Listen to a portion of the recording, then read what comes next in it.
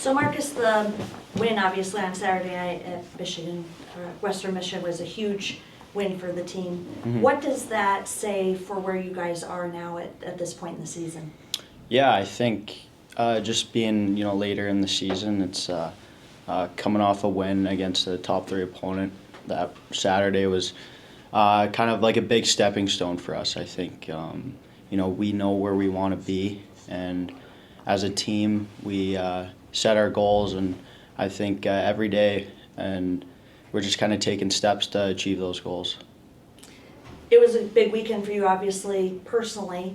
Coming into Omaha, you had said when you were younger that you had to kind of change your identity when you went in the WHL, that everybody was a goal scorer. How has your identity changed throughout this season? Yeah, I think you kind of see it throughout the team. Every guy plays a little differently, and I think for me personally, it's just kind of working hard and doing the right things before the cool little tricks and the goals and the stuff like that. I think doing the details, using my speed to my advantage, like back checking on the forecheck, I think that's a big thing.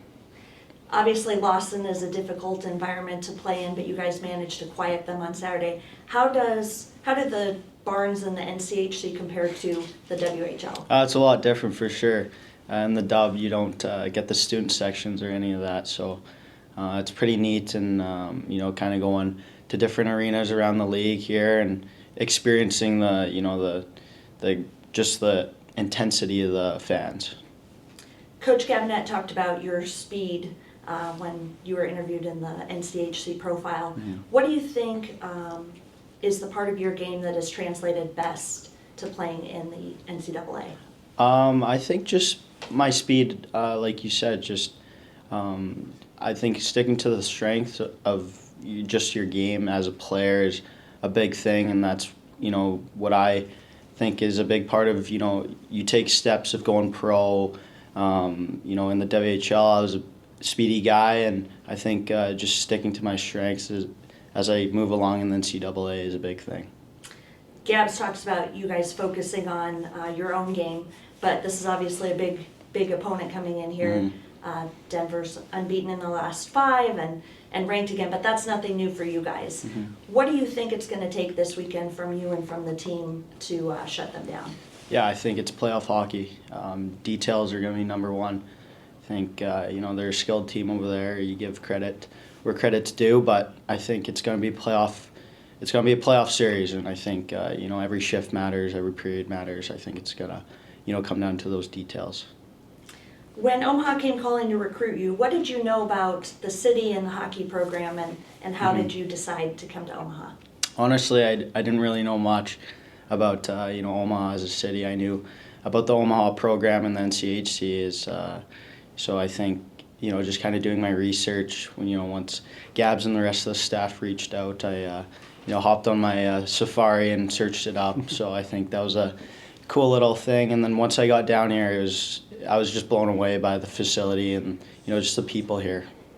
Talk a little bit about Baxter. Obviously, there's only 2 more home series left in the season. What have you learned about the hockey fans here that maybe you weren't expecting? I think just being a player in this facility is, every game they're so close to us, and I think just with the Blue Line Club, even you get to experience dinners with them, and you get to chat with fans after games, and it's pretty incredible. What did you think of that dinner, that event last week? Like, what did I think of it? Well, yeah. Yeah, it was awesome. I think there's been 2 this year so far, and you get to sit with different kind of fans and just kind of talk. You mingle. You don't got to talk about hockey all the time. It's nice to get to know someone about their life and just their life experience. Awesome. Good job. Thanks, Marcus. Thanks, okay, man. Thanks, Marcus. Thanks, guys.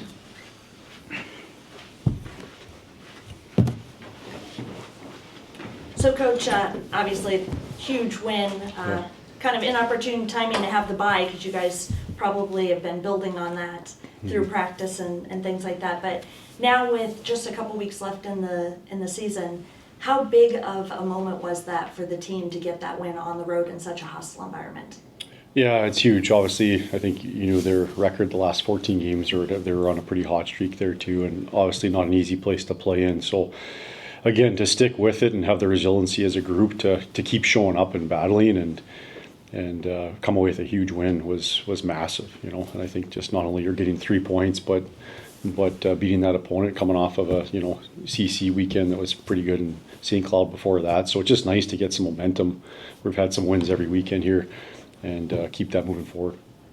Talking about Marcus, when you recruited him during the CHL, it was his speed and his knack for scoring that kind of drew you to him. What have you learned about him, both as a player and his skills, as well as some of his off-the-ice things that have made him a strong contributor this season?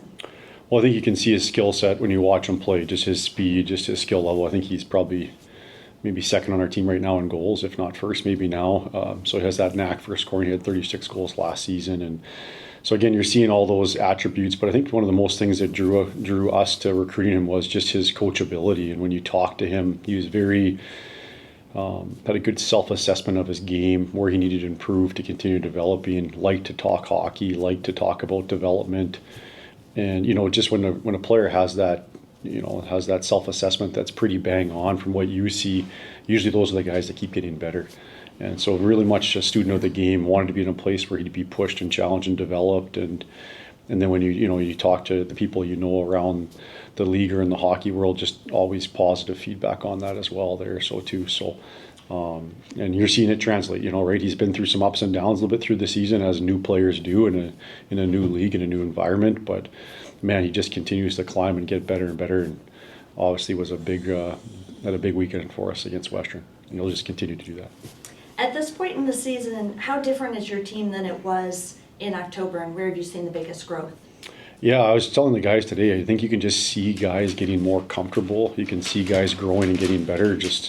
I thought we had an excellent, I know the bye weekend came after a big win, but we had an excellent week. We've been going pretty hard since the holiday break, and I don't think we've had one day off besides Sunday since the second half started. So it's just nice to get the guys a chance to kind of just recover a little bit, rest a little bit, get away from hockey for a little bit there. And then, man, when we practiced during the bike, I was really impressed with the group and the energy level and the attention to detail. And you can just see guys getting better, and they feel it. Again, these guys are high performance athletes. They know when they're getting better. They know when they're putting the work in. And so it's been fun to watch those guys grow, and you can see the confidence coming. You can see the less decision making coming, more instinctively playing in that flow state, and those are good things. Speaking of having that time to kind of rest and recover, any update? Is everybody going to be available for this weekend? Yeah, we got a couple of guys still questionable, but I think guys are getting healthy, which has been a nice. Obviously, we lost Soves there on Saturday against Western there, but guys are starting to get healthy here, and which is nice as a coach. Makes tough lineup decisions, but it's a great for the team having everybody available. You're honoring 7 seniors this weekend, Big Sam, and then of course the 6 guys that have been the heart and soul of this program for the last 4 years. What can you say about this group of seniors? Yeah, I kind of said at the Blue Line Club thing, I'm not thinking too much about it, to be honest, just to kind of stay present and not get too sad, to be honest. When when you've been with these guys for so long, you get really close to them, and lots of exciting things happening in their lives. And again, I think grateful to have the opportunity to coach those guys for so many years, and it's been a real nice partnership. They've really kind of embodied what we've been about here in Omaha and the community and the team, and had some big time wins and some adversity and everything that goes along with playing in this environment. But when you do it together, I think that's pretty special. When you have the character that they have, it's pretty special.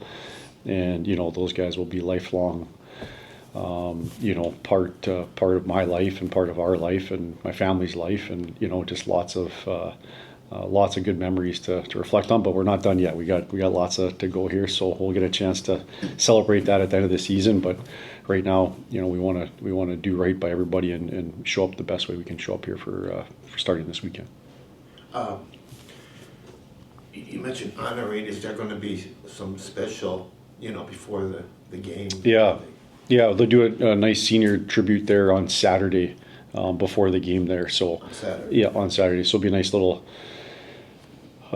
way to recognize those guys in their time here and get a chance for them to be recognized, which is pretty special. So that'll be great. We'll do that Saturday right before the game. What can fans expect this weekend against this Denver team?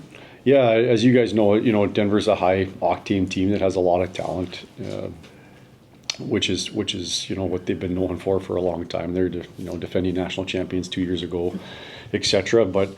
But again, I think we obviously we got to you do your pre-scout, you do the tactical things that you want to do to be successful against those guys. But I think again, it's about us, just like we talked about on Saturday against Western Michigan. How are we playing the game? Focus on ourselves here and making sure we're prepared to go and bring the best version of ourselves, ready to compete and battle. And like Marcus said too, it's kind of fun. You get to experience a little bit of playoff hockey here too, right? You're playing for keeps all the time, and I think that's exciting. I think leaning into that and enjoying that and facing it head on, rather than overthinking it or worrying about it. Let's just get after it and let's go compete and be ready to battle. I know you guys talk about focusing on yourself, but are you keeping an eye on the NCHC standings? Because it's a tight race right there in the middle. Yeah, I did that on Friday night a little bit, and I stopped because I was getting too nervous watching the games.